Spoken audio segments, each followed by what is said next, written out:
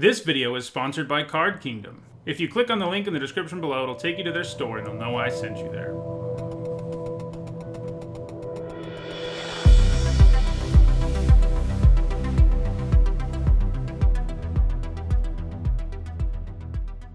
Hello everyone, I'm Hone, and it is Wednesday, so that means it's time for another MTG Top 10. This time around, we're looking at cards from a specific mana cost. Even though I've done 250 MTG Top 10s over the last 4 years, I haven't actually done very many on specific converted mana costs. I did one on 8 a couple of years back as a Hanukkah special, but that's it. Today I'm doing another one, and I'm doing it with another really high converted mana cost, 9. 9 mana is obviously a ton, and if you're paying that much, the card better do something game-breaking, right? In fact, 9 is so much that many cards with a converted mana cost that high have a way of reducing their costs. Either that, or they show up in decks that specialize in producing a stupid amount of mana, or in decks that can get around paying mana for them at all. In all, there are 70 cards in the game with a converted mana cost of 9, and in this video we're going to talk about the 10 that have done the most on Magic's highest competitive level. To rank cards in these videos, I give them points for the following. 2 points for every Pro Tour, Players Tour, and Mythic Championship, as well as 2 points for every Legacy or Vintage Championship, and 1 point for each Magic Fest or Grand Prix Top 8. Alright, let's get to number 10. At number 10, it's Spring to Mind. It hasn't always been the case that the converted mana cost of a split card is equal to the mana cost of both halves, but there was a rules change in 2017 with the release of Amonkhet that made it that way. The split cards of Amonkhet are already pretty cool because they come with Aftermath. In this case, it means you can cast Spring only from your hand and Mind, the card with Aftermath, only from your graveyard.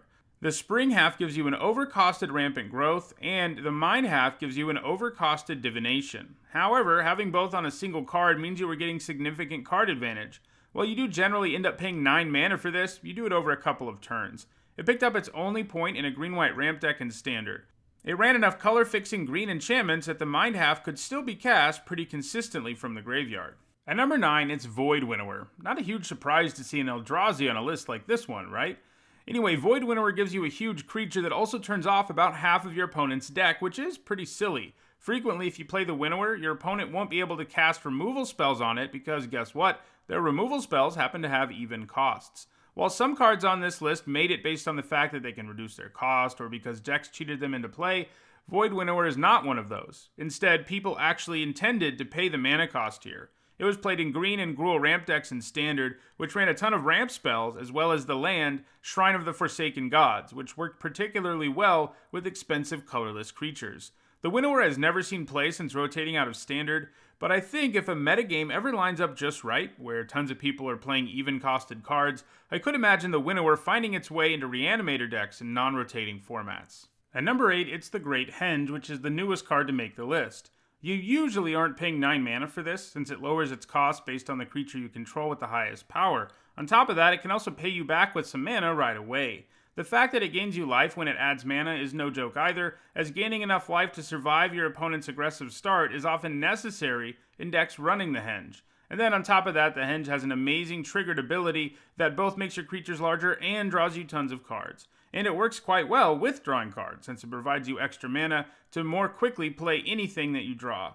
In Standard, it has been played in Golgari aggro decks, which tend to run Rotting Regisaur, which can let you play a 2-mana Great Henge on your next turn. That's a pretty disgusting start. The Henge is still in Standard, so it has a good chance of gaining some more points. While it doesn't have any top 8s at Premier events so far in 2020, it has managed some success at other tournaments, and that could eventually translate into success at the highest level too. At number 7, it is Dusk to Dawn, which is the second and final split card to make the list. Like Spring to Mind, Dusk to Dawn has Aftermath, and that means you pay 9 mana over 2 installments in most cases.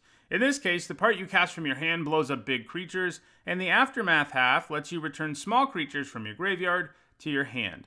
So basically, this card really wants you to be going small with your creatures so that you can take maximum advantage of both sides of the card.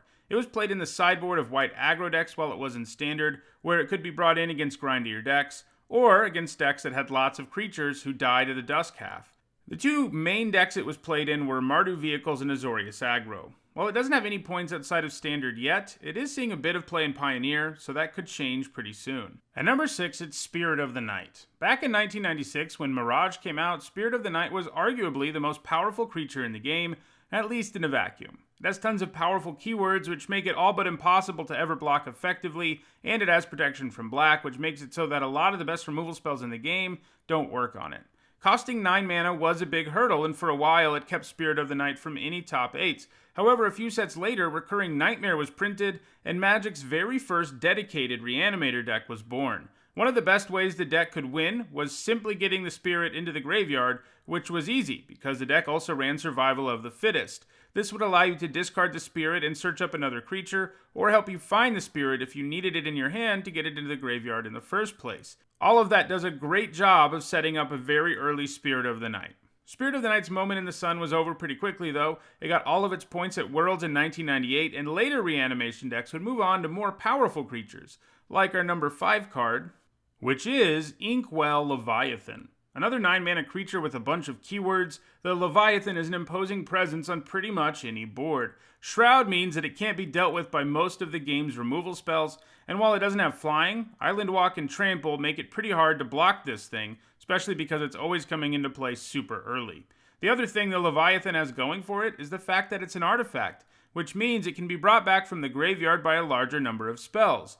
In Legacy, it's played in more traditional reanimation decks, but in Vintage, it is more frequently brought back by Goblin Welder or cheated into play with Tinker. At number 4, it's Dragonstorm, which is definitely one of the wackiest cards to ever spawn a Tier 1 deck. That deck was called, unsurprisingly, Dragonstorm. This is another 9-mana card that is actually cast for 9 mana by the decks that run it. Like most Storm decks, Dragonstorm played a bunch of ritual effects like Seething Song, which could be chained together until you ended up with the necessary 9 mana to cast Dragonstorm, at which point you could automatically win the game as long as your Storm count is at least 3. When that happens, you would search your library for 4 Bogardan Hellkites. Dragonstorm was a time-shifted card in Time Spiral block, which has given it modern legality too. While a Dragonstorm deck has never really emerged in Modern, a deck that used Dragonstorm without ever intending to cast it did manage a few points in the format. The deck was Blue-Red Infect, which ran the usual Infect creatures, along with Blazing Shoal and Dragonstorm, which, thanks to the converted mana cost of Dragonstorm, usually meant a one-hit kill from your Infect creature. Blazing Shoal ended up getting banned out of Modern as a result, though, and Dragonstorm hasn't been relevant in the format since then. At number 3, it's Furnace Dragon, which reduces its cost because it has affinity for artifacts. This is one of the more interesting designs in a card with affinity, since the dragon both likes and hates artifacts. When he's in your hand, he really likes them because they lower his cost, but when he comes into play, he just nukes all the artifacts that are there. Both Standard and Mirrodin block constructed were dominated by artifact-loving affinity decks, and that was the perfect environment for Furnace Dragon, who would usually end up nuking their entire board, including their lands. And that's a pretty great deal because then he sticks around as a win condition. Furnace Dragon was a key part of the block and Standard Big Red deck, which was basically a deck designed to hate on affinity decks, and it worked pretty well. At the block tour for Mirrodin, Affinity only managed 2 Pro Tour top 8s. Meanwhile, Big Red decks featuring Furnace Dragon put 4 decks in the top 8. In Standard, it was also played in Affinity decks themselves as a card to bring in out of the sideboard against other Affinity decks. At number 2, we have Iona, Shield of Emeria, another 9-mana creature who tends to end the game when she comes down. She has a huge, evasive body that can win the game in a few swings, and she also tends to shut down a decent chunk of the opponent's deck, kind of like Void Winnower, but better because you get to choose the color. She has pretty much only ever been featured in reanimation decks in Modern, Extended, and Legacy. In Legacy, it isn't that hard to bring her back on turn 2, and dealing with her that early is a nightmare. And at number 1, it's Blasphemous Act, a 9-mana spell that has its cost reduced for each creature on the battlefield. Act does 13 to the whole board, which is enough to kill 99% of the creatures in this game. The fact that it has its cost lowered by more creatures on the board is pretty fun too, because you already really want your opponent to overextend early if you have a board sweeper.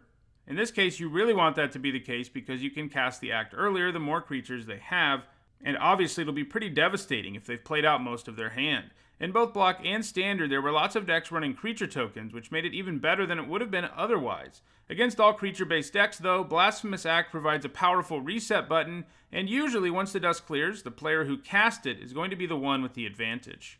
Well, that does it for this MTG Top 10. If you enjoyed this video, don't forget to like it and share it so that others can enjoy it too. If you want to make sure you catch a future MTG Top 10, don't forget to subscribe, and if you want to catch up on the ones I've already made, you should see the playlist on your screen now. Thanks for watching.